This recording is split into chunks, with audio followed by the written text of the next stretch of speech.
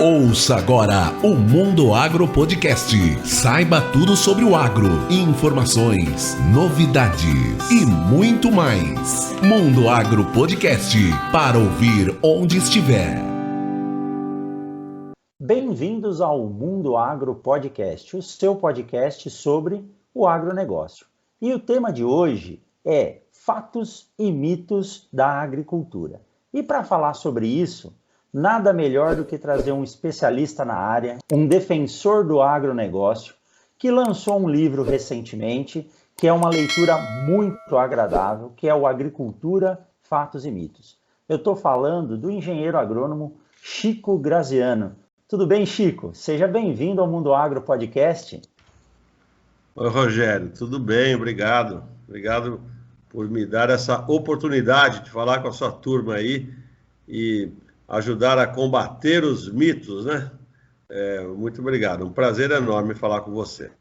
Que joia! Realmente, esse tema ele é muito importante e tem desmistificado muita mentira ou muita informação tendenciosa sobre o nosso afamado agronegócio. Chico, antes de começar, eu vou pedir licença para ler um pouco da sua biografia, porque a sua importância na agricultura brasileira, representante da agronomia, ela é fundamental. E antes de ler, eu já vou pedir desculpa, se eu esquecer alguma coisa, você me corrija, porque realmente o seu currículo ele é extenso.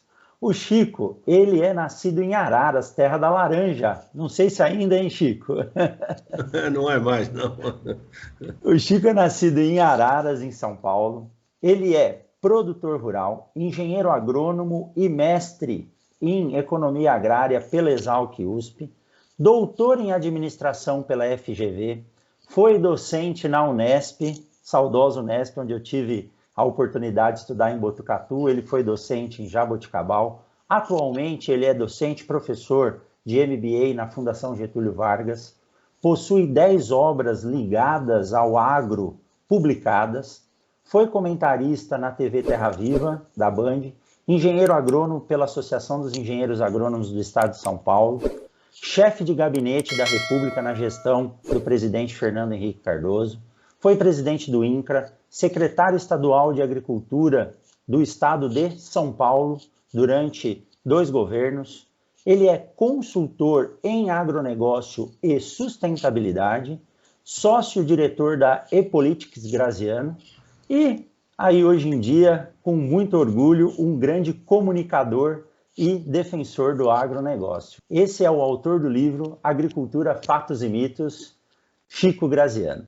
Chico, a intenção hoje é a gente falar um pouco do seu livro, do conteúdo dele, que é muito prazeroso de se ler, mas não só isso, falarmos da agricultura, vários pontos de vista dessa agricultura que toca o nosso país, que é a responsável por alimentar essa população humana que está crescendo aí vertiginosamente, então é uma responsabilidade muito grande, e desmistificar alguns pontos, alguns assuntos que às vezes acabam denegrindo o agronegócio e o homem do campo, e essa não é a verdade.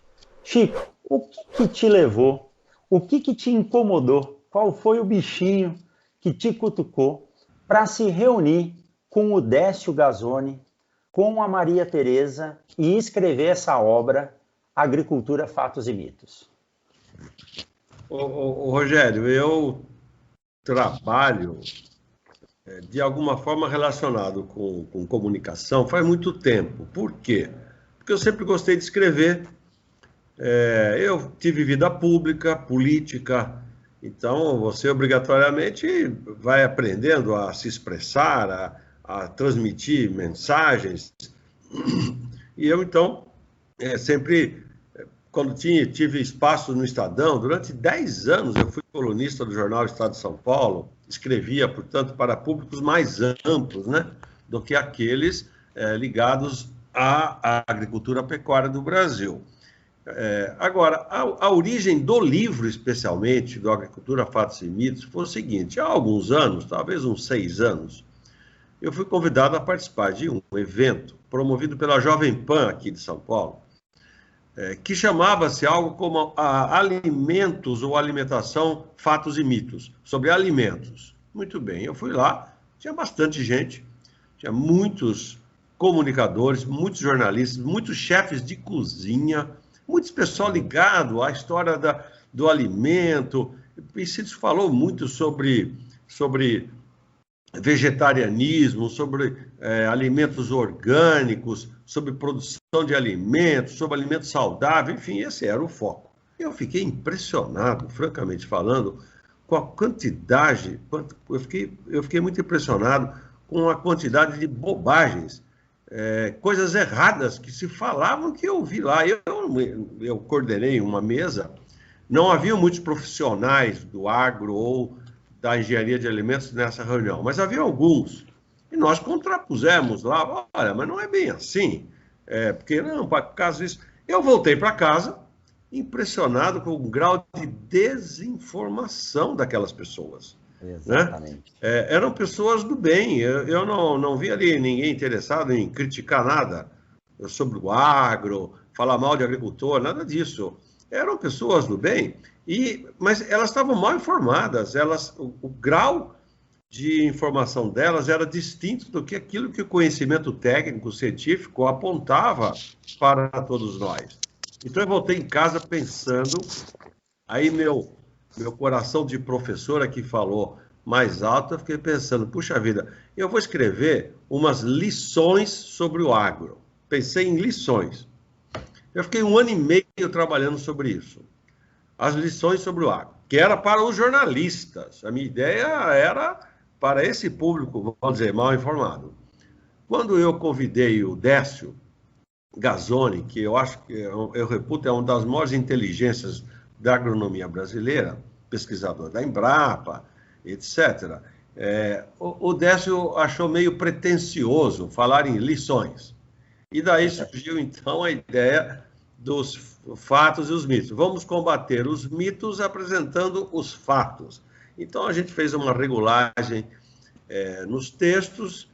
Mais tarde, eu convidei a Maria Tereza, que também é engenheira agrônoma, também concursada da Embrapa, trabalha na Hortaliças, lá de Brasília, e ela tem uma boa experiência na vida dela, vida política, porque ela já foi, como agrônoma, assessora técnica da bancada do PT no Congresso Nacional. Quando eu fui deputado, eu a conheci, ela que dava pareceres técnicos para o PT. E ela fez um trabalho ligado aos transgênicos, isso em 1999, anos 2000, onde ela conta no livro, né, que é uma parte final do livro, ela conta que ela mudou a opinião dela. O PT era contra os transgênicos, ela foi estudar o assunto e acabou defendendo, dizendo, não, a tecnologia ela é segura do ponto de vista técnico-científico. Então, ela é um case, ela é uma mulher muito inteligente e acabou tendo essa trajetória. Então, depois, mais 1 ano e meio de trabalho, foram 3 anos, portanto, para escrever Agricultura, Fatos e Mitos. Qual é a vantagem do livro? Eu diria 2. Primeiro, todas as informações, que nós chamamos os fatos, estão referenciadas com alguma publicação técnica, uma publicação técnica, em alguma revista, alguma tese de doutorado, etc. Ou seja, não tem achismo, senão não seria um fato. Exato. Né? A segunda vantagem é a escrita fácil. E essa foi a minha experiência. O Décio, embora o Décio escreva lá para o Jornal de Londrina, mas a linguagem escrita, você que trabalha em universidade, você é professor, sabe disso. A linguagem escrita dos técnicos que estão na academia é um pouco rebuscada demais, não é para grande público entender, não entende, né? É chato para o grande público. Então, eu sempre batalhei com eles. Não, eles escreviam de uma forma mais ou menos hermética e eu, com a minha experiência de comunicação, com a minha experiência política, falava, não, espera aí que eu vou redigir esse parágrafo aí. Então, o livro Agricultura, Fatos e Mitos, ele está sendo aceito também pela linguagem fácil de apresentar os temas da agropecuária. Exatamente, exatamente. Vou mostrar aqui, para quem está nos assistindo pelo YouTube, a capa do livro, e é uma leitura muito, mas muito saudável. Está aqui, ó, o Fatos e Mitos. Eu diferente da minha esposa, gosto de ler de forma digital, né? Porque eu levo ali para o quarto e não atrapalha ninguém, não precisa acender a luz. Mas é um livro realmente, Chico, de uma leitura muito, assim, fácil de entender, de fácil digestão. E você tem toda a razão. Quando nós estudamos para escrever um artigo científico, e hoje existe muita controvérsia aí sobre esse tipo de comunicação, ele é muito voltado para quem faz pesquisa. O verdadeiro foco dessa leitura, que é o agricultor ou quem mora na cidade, tem que ler isso de forma mais prática e realmente a sua experiência em falar, em se comunicar, trouxe essa possibilidade. Porque quando a gente escreve um artigo, ele vai para a revista, inclusive faço um parênteses aqui, é um absurdo hoje essa questão de comunicação científica.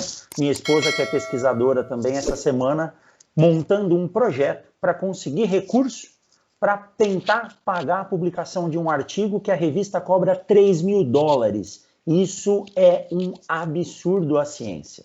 A ciência ela tem que ser aberta, a não ser que seja algo que envolve patente, mas a ciência ela tem que ser aberta. Não dá para se pagar $3.000 para publicar um trabalho que só quem tiver acesso à assinatura da revista vai ler. Então, essa forma de comunicação, ela é muito prática. E isso a gente vê pelas suas redes sociais, quantas pessoas dão feedback. Olha, o livro está aqui, pena que ele acaba nessa página, queria continuar lendo. Deixa eu dar as boas-vindas, Chico, ao nosso amigo Gustavo Avelar, engenheiro agrônomo, co-host aqui do Mundo Agro Podcast também. Tudo bem, Gustavão? Nessa época de safra, o Gustavo não tem folga, trabalha de dia, de tarde, de noite. Tudo jóia, Gustavo? Tudo jóia, Rogério, Chico, muito bom estar aqui com vocês. Hoje está uma correria mesmo, imagina, final de safra, soja estourando de preço, milho estourando de preço, todo mundo querendo subir os produtos, e a gente está numa correria aí para fechar alguns planejamentos, fechar um curso barato para a próxima safra. Não está fácil, mas a gente está trabalhando para conseguir isso. Mas, Chico, uma dúvida que eu tenho bastante é sobre a questão das informações. Você falou, as pessoas estão muito desinformadas. Mas como que a gente pode fazer para levar informação para essas pessoas hoje, usando as mídias digitais, e como que elas recebem tanta baixa qualidade de informação? O que está informando para essas pessoas erradas? Esse dia eu vi você comentando sobre materiais escolares. Oi, Gustavo. Prazer falar com você. Esta é a questão decorrente, né? Mais séria e muito difícil para nós enfrentarmos. Então, existe desinformação, existe má informação. E aí, o que a gente faz, né? Como enfrenta isso? Tradicionalmente, nós sempre pensamos, vamos falar, Roberto Rodrigues, né, que é meu dileto amigo, demos aula junto lá em Jabuticabal, ele é um pouco mais de idade do que eu, mas a nossa geração, assim, os sessentões, né, para frente, nós sempre imaginamos que devia fazer uma campanha de comunicação, uma campanha publicitária, e já fizemos várias, mas nada disso tem funcionado. Então, a minha percepção, como alguém que participa de rede social faz tempo, eu tenho uma empresa, agora já também estou aposentado disso, eu trabalhei durante alguns anos com um colega nosso, não é engenheiro agrônomo, não, um economista lá de Jabuticabal, Maurício, com uma empresa de marketing digital, para fazer política, para fazer campanha política para os outros, etc. Então, eu aprendi sobre o mundo digital fazendo campanha para os outros. Fiz campanha presidencial, fiz campanha para tudo. Fiquei 10 anos fazendo isso com uma equipe. Tal. Então, o que eu percebo hoje no meu aprendizado é que somente o nosso ativismo de rede será capaz de mudar esta opinião, especialmente dos jovens, da opinião pública, né? E esse ativismo significa que cada um de nós tem que contar a sua história, como nós estamos fazendo aqui, como vocês têm feito. E não adianta aguardar que as nossas entidades representativas façam isso, porque elas não são capazes de fazer. Eu acabei de publicar no meu Instagram uma métrica que o Facebook oferece sobre engajamento em algumas páginas. Eu peguei as páginas da Sociedade Nacional da Agricultura, da Confederação Nacional da Agricultura e Pecuária, da Sociedade Rural Brasileira, peguei da Acrimate e de mais uma das das grandes entidades representativas. Eu sozinho, eu tenho mais potência de rede, eu tenho 5 vezes mais potência de rede do que todos eles juntos, sozinho, entendeu? A Acrimate, que tem sede no Mato Grosso, em Cuiabá, aí, a Acrimate é quem mais está investindo em rede, pelo menos no Facebook, parte também no Instagram, né? Então, as nossas entidades representativas, elas são uma tragédia em termos de comunicação. A saída, portanto, é ter informação positiva e conseguir passar isso cada um de nós. Eu faço minhas palestras, né? Então, o que eu digo? Cara, vá para a rede e conte a sua história, né? Você mudou seu curral, você fez uma adequação, você passou um herbicida na sua lavoura, mostra o que é passar um herbicida. Porra, nós não fazemos isso. Os engenheiros agrônomos desse país, aqui somos 3 engenheiros agrônomos, são massacrados na opinião pública, dizendo que nós estamos envenenando o mundo e ninguém reage. É como se aceitasse que isso é uma verdade. São ótimos profissionais, fazem tudo direito, receitam, acompanham, sabem recomendar defensivos agrícolas. E se você vai perguntar aqui em São Paulo, eles acham que o alimento é cheio de veneno. Né? Por que os engenheiros agrônomos não respondem mais? Por que não contam que isso não é verdade? Por que não mostram isso? Então, eu tenho me dedicado, até esses dias agora, estava lá na fazenda, então estou em cima do trator, eu cato uma ferramenta aqui, olha, eu estou indo aqui abrir uma lagoa para fazer uma contenção de uma erosão aqui, etc, etc, etc. Somente esse vídeo no Facebook meu tem 100 mil visualizações. Um videozinho de 40 segundos. Entendeu? E não é só o pessoal do agro que vê. Então, é um pouco isso, Gustavo. Eu sei que os mitos têm razões políticas também, né? Tem vários nascedouros dos mitos, né? Mas contra os mitos, vamos contar a nossa história, que são os factuais. É isso mesmo, tá faltando mais fatos aí no dia a dia, né? O pessoal do agro comunicar, e não só comunicar com a gente mesmo, que a gente é muito bom em comunicar dentro do agro, mas muitas vezes a comunicação nossa não chega na pessoa da cidade, nos centros comerciais, em quem está consumindo, que são nossos grandes clientes, né? Esse é o problema também, né? Quer dizer, falar para o nosso umbigo, né? Só falamos nós com nós mesmos. E às vezes o processo de comunicação, a pessoa entra muito irada. Ah, porra, não sei o quê, faz um sucesso enorme, mas é só dentro da roça. Para se comunicar com o jovem urbano, que é onde precisa, eu acho que é preciso dosar um pouco melhor isso. Nós precisamos entender que ele não é um cara do mal. Ele não está achando aquilo porque ele não gosta da gente. É porque as Anitas da vida que falam umas bobagens influenciam essas pessoas, né? E aquilo que são os mitos do material escolar. Realmente, as apostilas didáticas do nosso país transmitem, e aí é um problema político, né?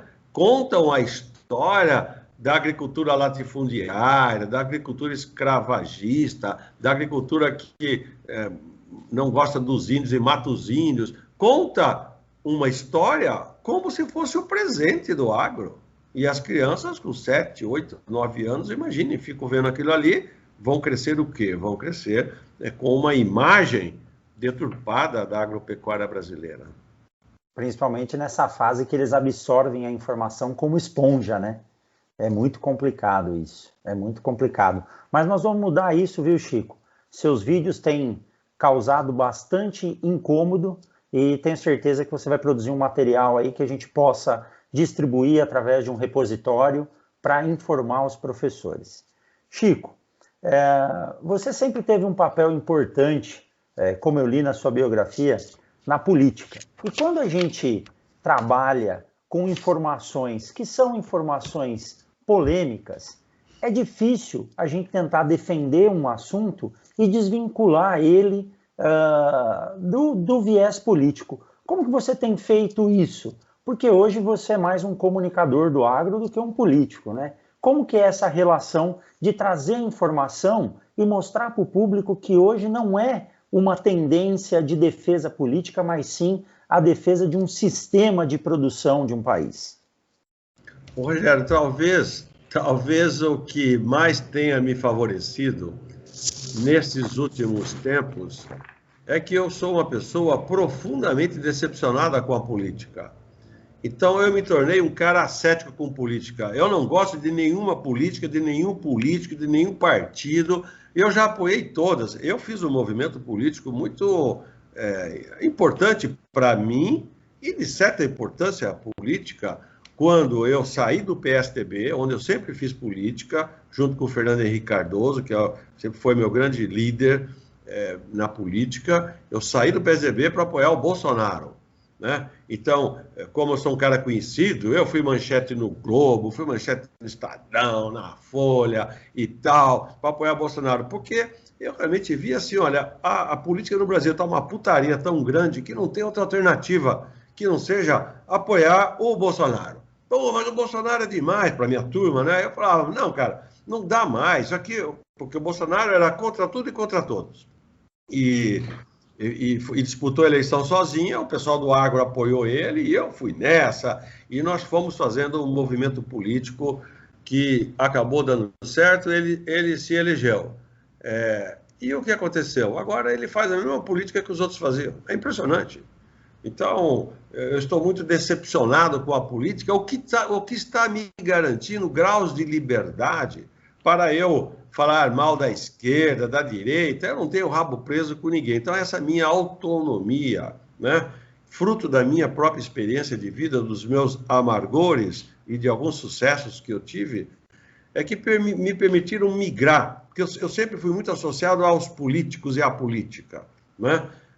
E eu, quando voltei a dar aulas, porque eu fiquei um tempo na vida pública política mesmo, quando eu voltei a dar aulas na Fundação Getúlio Vargas, nos MBAs da Fundação em Gestão de Agronegócios, convidado pelo Roberto Rodrigues, lá no grupo da FGV Agro, etc., isso tem 6 anos.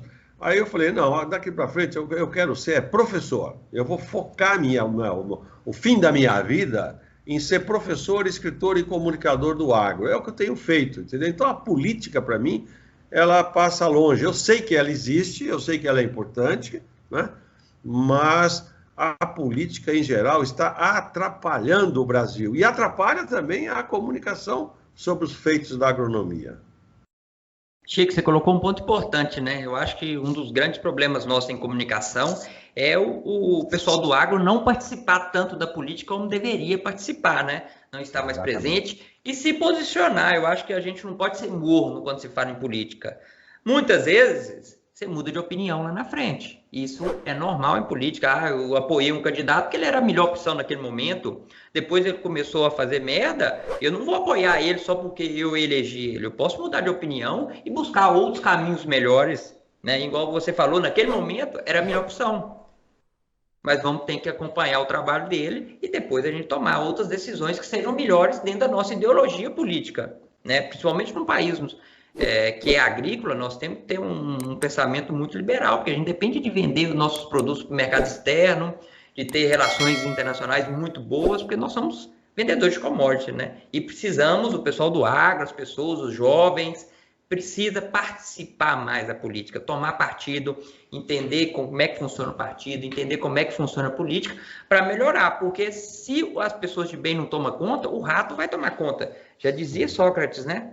Eu aceito e entendo muito bem o que você está falando. Sinceramente, eu não sei mais se eu acho que isso deva ser feito mesmo. Como eu falei, eu sou muito desiludido de política, então eu não acho que a pessoa necessariamente tem que se envolver com nada de política, não. Desculpe discordar de você, nesse ponto de vista.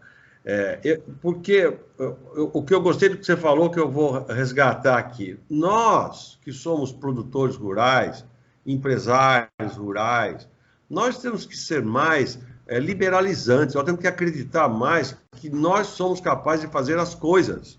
E, infelizmente, os brasileiros e os agricultores brasileiros sempre foram muito dependentes do governo, dos governos, e sempre acham que é o governo que tem que resolver o problema deles, né? E daí, então, se acoplam aos políticos sempre com aqueles interesses de defender aqui o meu negócio. Se possível, dar um monte de mamata, subsídio, etc, etc, etc. Eu acho que tudo isso tem que ser mudado. Eu não acho que tem que... né? Nós não podemos imaginar um capitalismo rural que dependa, né, de favores do Estado. Não, nós temos que ter política agrícola, nós temos que saber qual é a regra. Eu tenho aqui financiamento assim, os bancos têm que funcionar direito. Agora, existe um pouco de um chororô exagerado, eu sempre achei isso. Tem muita gente do agro, de política, que me critica exatamente por causa disso. Eu falo, gente, nós temos que ser mais empreendedores, e nós somos, o Mato Grosso é a prova de que o empreendedorismo dá certo. O oeste da Bahia, onde eu vou dar aulas lá de vez em quando, de Luiz Eduardo Magalhães, é um negócio impressionante. Dependeu do governo lá atrás. Sim, tudo dependeu do governo ao seu tempo. Hoje, nós temos que assumir que nós somos capazes de fazer as coisas. E se o governo não atrapalhar, já está bom demais. Está bom demais. Fantástico. Exatamente. Concordo com você plenamente, Chico. Exatamente. Chico, esse livro trata de assuntos muito polêmicos, né? E tem uma passagem nele, eu li ele de forma um pouco desencadeada, porque como eu sou muito afoito, às vezes eu vou lá no final, volto. Mas tem um trecho, não lembro em que parte que você fala, na evolução da civilização, na evolução do ser humano, e hoje a gente fala muito de desmatamento, de uso de defensivos agrotóxicos, fitossanitários, como seja. E você coloca assim, que hoje o agricultor, o produtor rural, ele só produz soja, ele só produz carne, porque tem demanda para isso. Se não tivesse demanda, nós não iríamos produzir. Muitos países dependeram da madeira como uma tecnologia. Até você comenta que na Ilha de Páscoa ela chegou a perder a sua população porque não tinha mais como consumir madeira. Então esses são pontos que estão muito em destaque hoje. Desmatamento, queimadas, uso de agrotóxico. E nós sabemos, e eu gosto muito de seguir o World Clock Matter, que mostra como que a população humana evolui esse ano aqui, nós tivemos 146 milhões de nascidos contra 48 milhões de mortes, se eu não me engano. Então a população vem crescendo. A teoria de Malthus está nos cutucando todo dia para saber se a gente vai produzir alimento ou não. Então nós temos aí uma demanda, acredita-se que até 2022 nós já estejamos em 8 bilhões de habitantes na Terra. E para alimentar todo mundo, a gente precisa produzir. E eu acho que isso é uma função muito importante de quem é agricultor, porque ele não está fazendo aquilo simplesmente para sobreviver e ganhar o seu dinheiro. Existe uma função de segurança alimentar que alguns países renegam e outros têm uma mentalidade muito boa. Como lidar com esses assuntos, né? Como você coloca isso no seu livro muito bem, mostrando que o que houve de desmatamento até hoje foi uma questão de evolução da civilização. Hoje nós temos tecnologia, poxa, eu sou pesquisador, você é pesquisador, escritor, o Gustavo trabalha aí no sistema produtivo, a gente sabe que a gente consegue utilizar essa tecnologia que vem surgindo para produzir mais em menos área. Hoje eu li de manhã no café o texto que você publicou no Poder 360 falando sobre o arroto do boi. Poxa, eu sou amigo dos pesquisadores aqui da Embrapa, o Dr. Bruno Pedreira, tem também o professor Arthur Belling e o professor Dalton da UFMT, que estudam isso. Tem um negócio lá que o boi vai comer, ele mede o quanto que sai de gás da boca do boi. Então, existe ciência e tecnologia. Conseguiu reduzir em 30% a emissão de metano só mudando a ração ou o tipo de pasto. Como lidar com isso hoje e mostrar para quem é o verdadeiro consumidor desse alimento, que é quem está na cidade grande, que nem sempre tem a informação, para entender que a agricultura é algo muito tecnificado hoje, nós passamos por um processo evolutivo que teve que usar recurso natural, mas hoje nós conseguimos produzir de forma sustentável. Como fazer isso de forma clara, Chico? Você falou aí dos colegas nossos pesquisadores, já fiquei imaginando aqui, pede para ele fazer um vídeo para dizer como é que ele mede na boca do boi o arroto que ele está fazendo de metano. Eu acho isso que é sensacional, é o que eu estava dizendo de contar a nossa história, né? nós precisamos mostrar mais isso, mostrar que nós pesquisamos, que nós estudamos, que nós temos informações, né? Então, isso eu acho fundamental. Qualquer pessoa que conta alguma coisa semelhante para mim, eu digo, opa, filma isso, põe na rede. Se não quiser, dá aqui para mim que eu ponho na minha, entendeu? Mas, quando você entrou falando sobre a história do livro, no livro nós tratamos isso como um cenário de fundo. Este é o fundamento da aula que eu dou aos meus alunos na pós-graduação da FGV. Porque a minha disciplina é de meio ambiente e agronegócio. Eu sou especialista em meio ambiente e agronegócio, né? Então, é preciso entender as coisas do ponto de vista histórico. Senão você não entende. Pô, mas por que teve tanto desmatamento? Teve tanto desmatamento porque a população cresceu e nós não tínhamos tecnologia. Sem desmatamento, eu não estava aqui onde eu estou, nem vocês estavam aí onde vocês estão. Todo mundo. Então, não há como se separar. Você desmatou porque você é malvado? Não, desmatou porque foi uma exigência civilizatória. Acho que isto é uma compreensão do processo histórico. A questão que se coloca hoje é o seguinte, bom, e hoje em dia ainda é necessário desmatar? Então, são duas coisas. Um é o processo civilizatório, onde você tem que ser compreensivo com a história, e agora é o recente. Agora nós já estamos no mundo da tecnologia. É preciso continuar desmatando? Quanto? Até quando? Para quê? Né? Quais são os processos? Então, a discussão hoje, ela tem condição de avançar e entender que, por exemplo, aqui no estado de São Paulo, onde eu vivo, onde eu estou agora, o estado de São Paulo, há 20 anos, está recuperando vegetação nativa. E São Paulo não está mais aumentando a devastação, ou aumentando, tecnicamente, a supressão de áreas nativas. Não, as áreas nativas estão crescendo.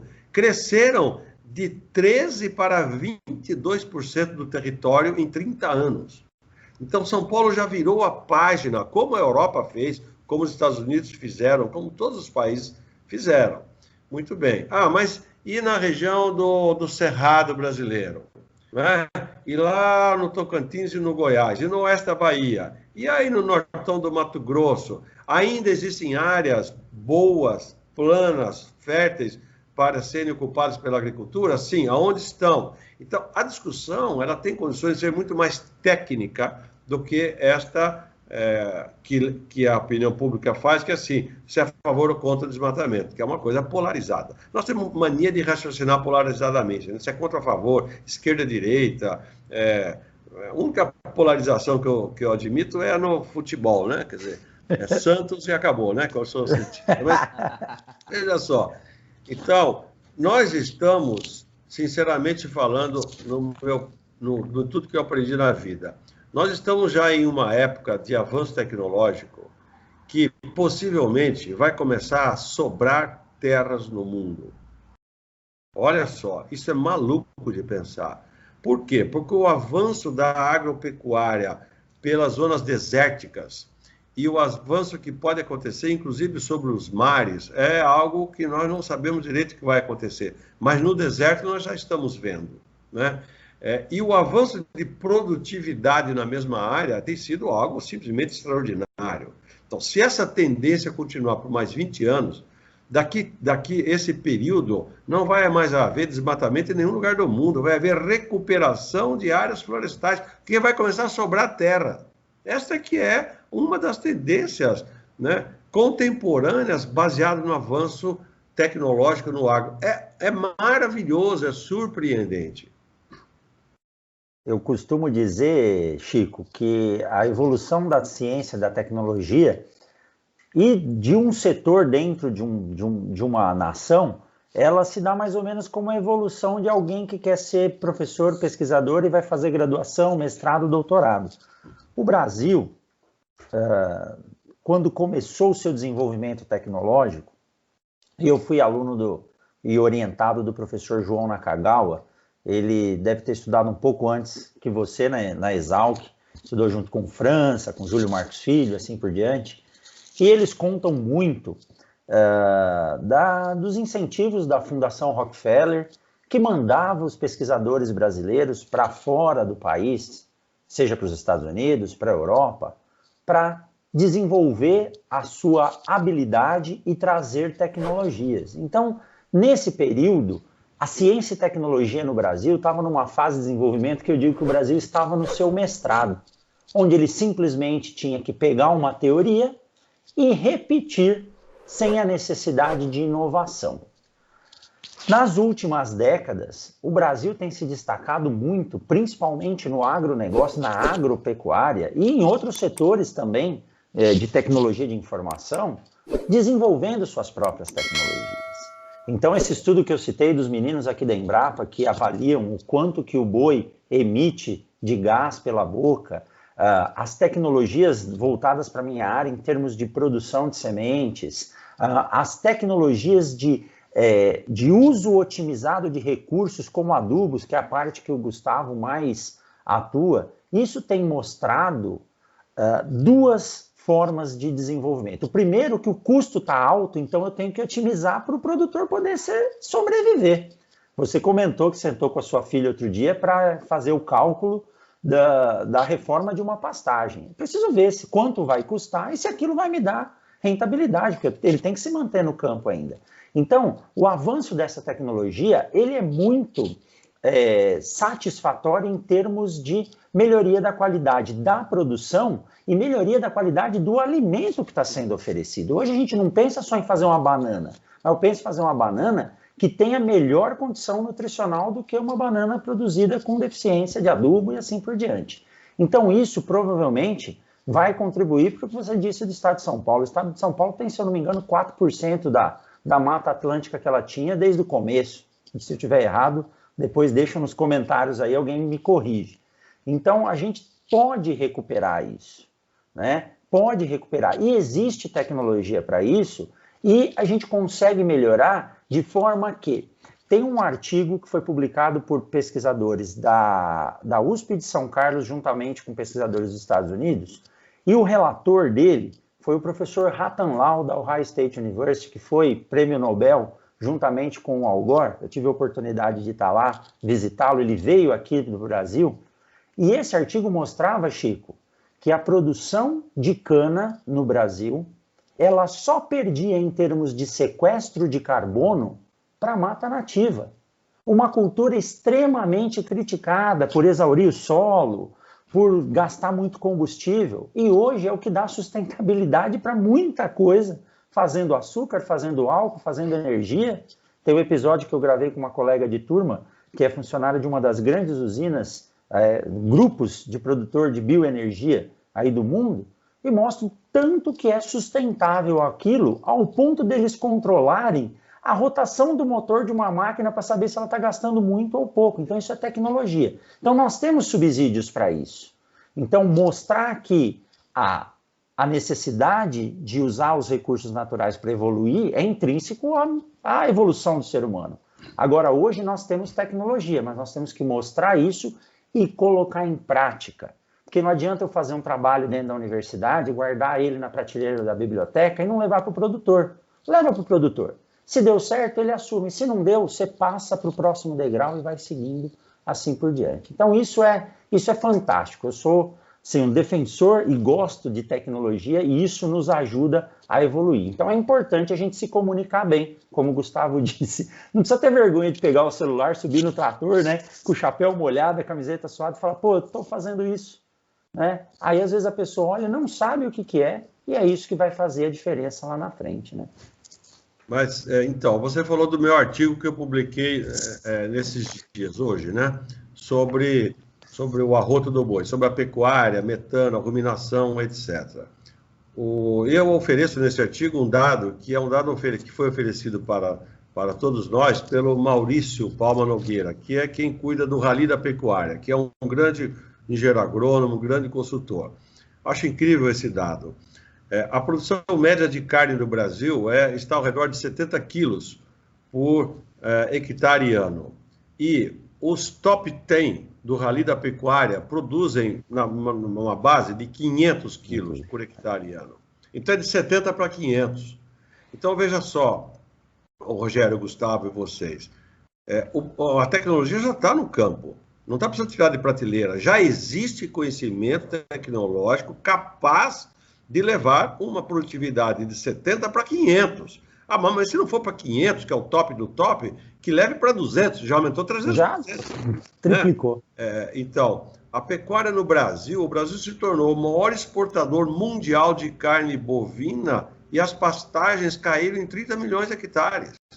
As pastagens reduziram-se, porque não precisa mais. Então, eu realmente vejo a tendência, pelo avanço tecnológico, na intensificação, né, na melhoria genética. Hoje em dia, vocês estão mais próximos aí, o Gustavo, um bom pecuarista que não cuida da sua pastagem não é mais um bom pecuarista, né? Se ele não aduba a pastagem, se ele não corrige, né? Então, são conceitos, já não está mais na prateleira da universidade, e você não tem que levar, sabe aquela ideia antiga da assistência rural, da assistência técnica, da extensão rural, você tem que levar lá o pacote tecnológico para o agricultor que vai atrás, que está disponível, você não tem que levar mais nada para ninguém, as pessoas sabem quanto custa no bolso. Então, esta crença na capacidade de produzirmos a partir do avanço tecnológico é que realmente me faz levar, vou voltar aqui à origem das nossas questões, que o grande problema nosso daqui a 20 anos vai ser excesso de terra, por incrível que pareça. E vou corrigir o seu número, a vegetação nativa do estado de São Paulo ocupa 22% do território, Rogério. Não é 4%, não. E essa vegetação é um pouquinho de cerrado e quase tudo é Mata Atlântica.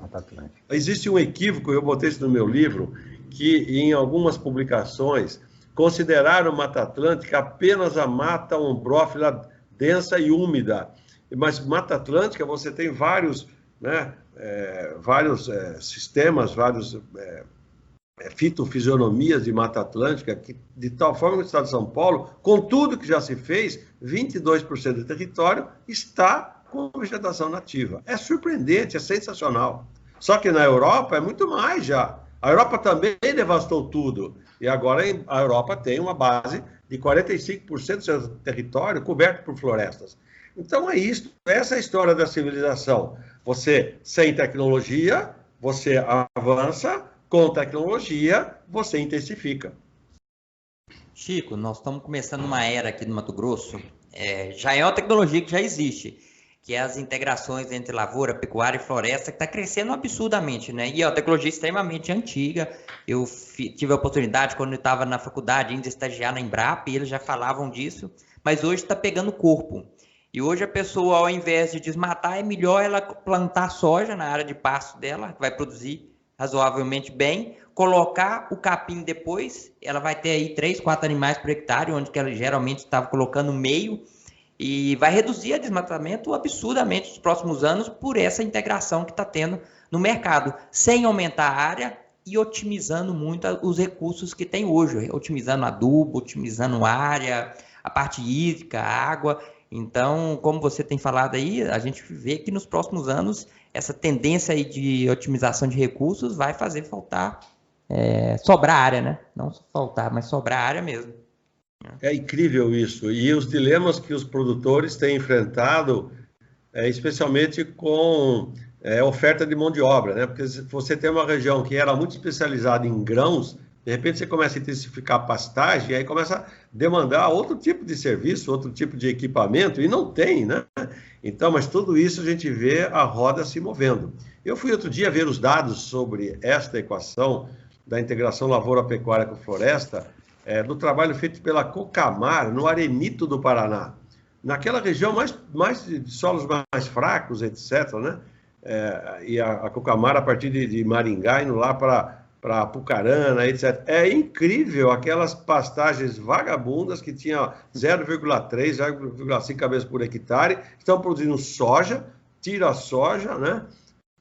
E fazem uma pastagem incrível. E depois desseca e vira cobertura morta de novo para o plantio, né? É incrível. E muita gente fazendo a integração com floresta também. Então, nós estamos aprendendo o valor da floresta plantada, né? Isso no Brasil é uma revolução, viu?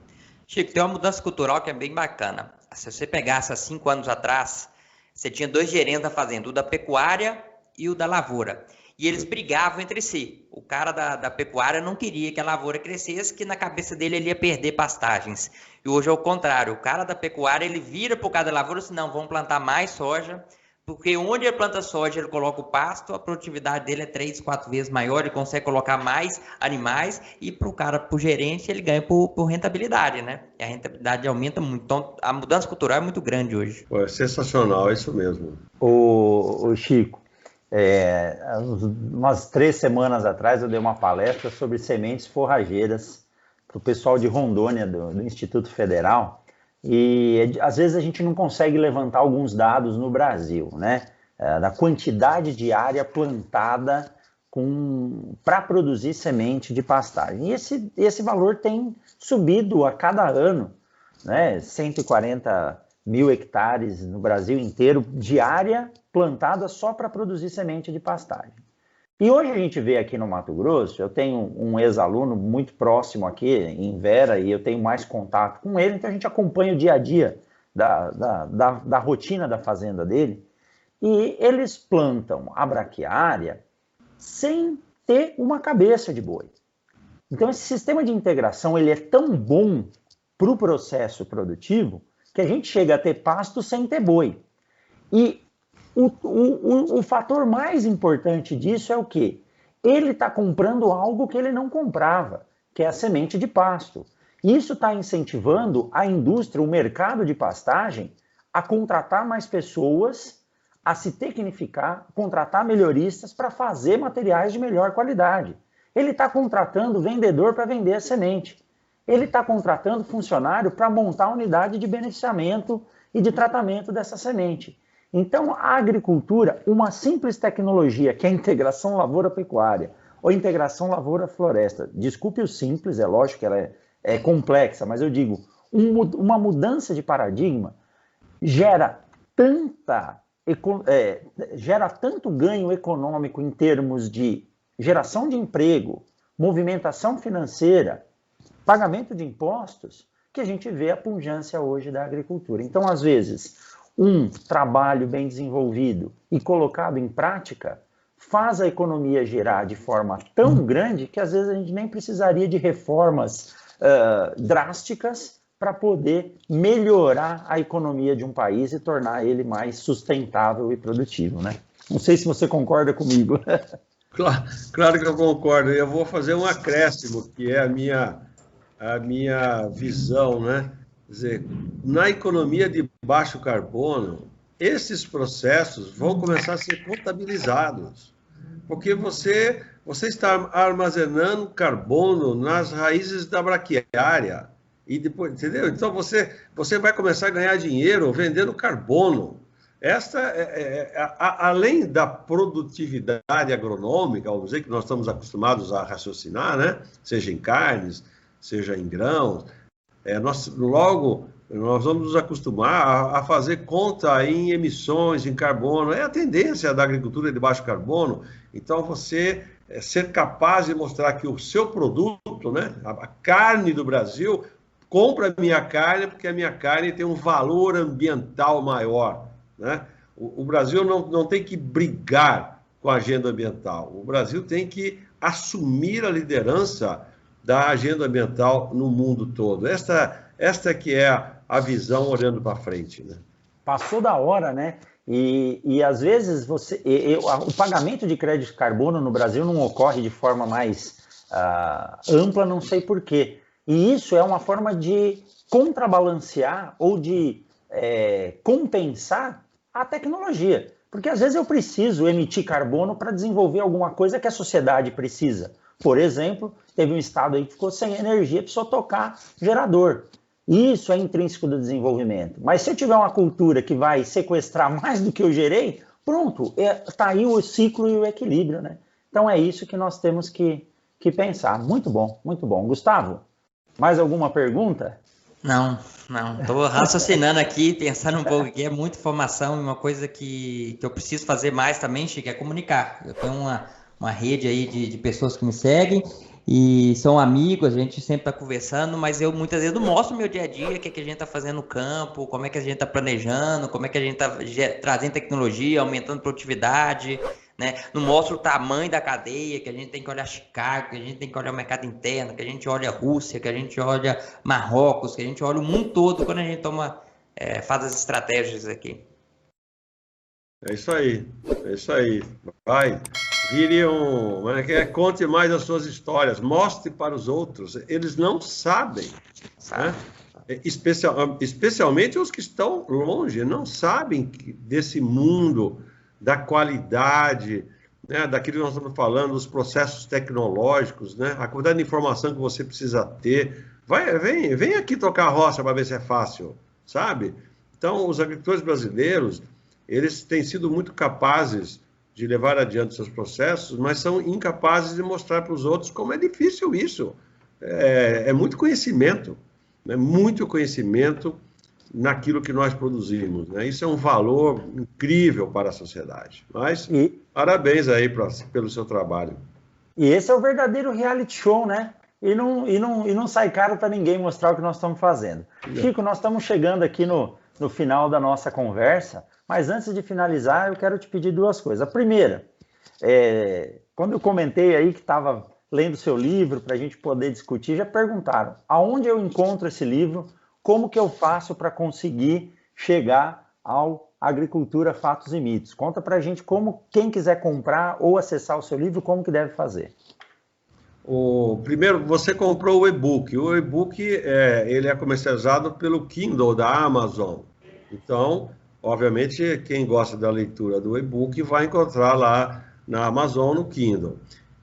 Também você vai encontrar o livro impresso. Eu criei um canal de vendas próprio, através de um WhatsApp, e transformei minha mulher Marta em minha livreira. Ela agora em casa tem uma livraria. Entendeu?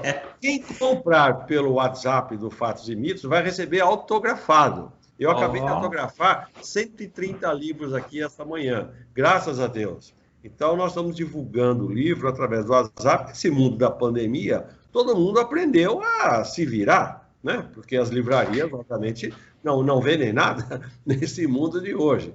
O WhatsApp do livro você tem aí, mas eu vou falar ele aqui, né? É o 11 9 99764570. Então, me ajuda a divulgar aí. Eu divulgo isso pelas minhas redes, pelos meus canais, né? E acho que está sendo uma grande experiência. Muitos colegas nossos, por exemplo, um agora recentemente de uma empresa de consultoria, trabalha fazem o que muita gente faz, comprou o livro, leu, e agora comprou 10 livros para distribuir de presente de Natal. Eu falei, boa, é isso daí. É bom para mim? Claro, eu sou um autor, eu quero vender livros, mas eu quero defender as ideias, né? Nós precisamos combater os mitos, e a melhor forma de combater os mitos é apresentando os fatos. Simples assim. Exato. Eu vou deixar aqui na descrição do podcast, e agora eu vou fazer o seguinte. O Mundo Agro Podcast vai comprar 2 livros autografados do Chico.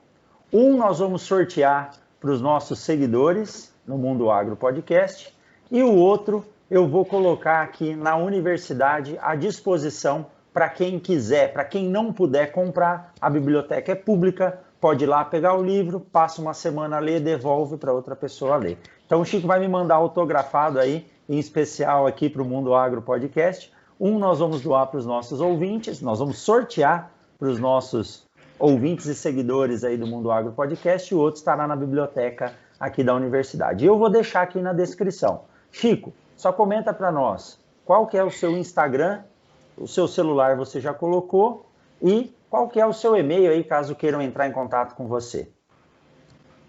Não, Rogério. O meu perfil, você me encontra em todas as redes com Chico Graziano, com @Chico Graziano, só que o Chico é com X. Então, eu sou ativo no Twitter, eu tenho 115 mil seguidores no Twitter, né? Que é uma rede muito politizada e que é onde eu me expresso mais sobre questões políticas e levo assuntos do agro para o mundo da política, né?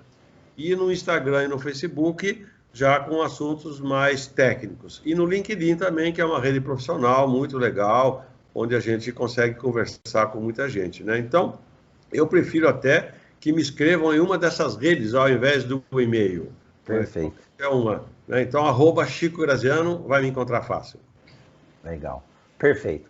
Pessoal, eu quero aproveitar aqui e convidar você que está ouvindo o Mundo Agro Podcast para acessar a Rede Agrocast. A Rede Agrocast é a primeira e maior rede de podcasts sobre o agronegócio do Brasil. Atualmente são 10 podcasts e ela está crescendo. Você pode ouvir o Mundo Agro Podcast através dos nossos feeds ou através da Rede Agrocast. Então acesse lá redeagrocast.com.br ou no seu agregador de preferência, Rede Agrocast.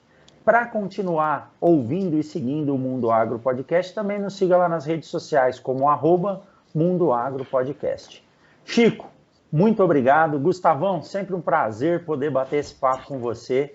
Esse episódio aqui é o primeiro episódio de 2021 que vai ao ar e é um episódio especial falando da nossa querida agricultura e batendo um papo aqui com mais 2 colegas engenheiros agrônomos. Chico, muito obrigado. Espero que você tenha um ano de muito sucesso de comunicação aí no agro e que nosso agro continue evoluindo cada vez mais. Gustavão, sucesso, um forte abraço para vocês.